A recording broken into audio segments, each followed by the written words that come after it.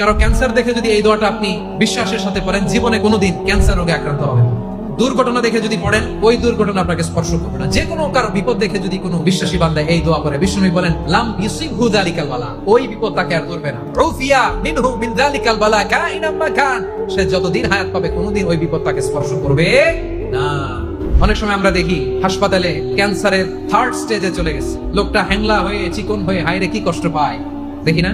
বিষ্ণু বলে একটা দোয়া যদি কেউ অন্যের কোনো বিপদ দেখে পড়ে, ওই বিপদ তার জীবনে কখনো আসবে না। অনেক সময় হয় যে আমরা মহাসড়ক দিয়ে যখন চড়ি, দুর্ঘটনায় দুর্ঘটনায় মানুষের মাথা একদিকে, দেহ আরেকদিকে, এরকম হয় না? আল্লাহ তুমি হেফাজত করো। বিষ্ণু বলেন এই দুর্ঘটনা দেখে কেউ যদি এই দোয়াটা পড়ে, তার জীবনে সে কোনোদিন এরকম অ্যাক্সিডেন্টের সম্মুখীন হবে না। শুনবেন, বিষ্ণু বলেন অন্যের বিপদ দেখে কেউ যদি পড়ে, আলহামদুলিল্লাহিল্লাযী আফানি মিম্মা বাতালাকা বিহি ওয়া ফাদ্দালানি আলা কাসীরিন মিম্মান খালাকা তাফদীলা, মানে প্রশংসা সে আল্লাহ, যে আল্লাহ তাআলা তোমাকে যেই জিনিস দিয়ে পরীক্ষা করেছে, আমাকে ওইটা থেকে বাঁচিয়ে দিয়েছে।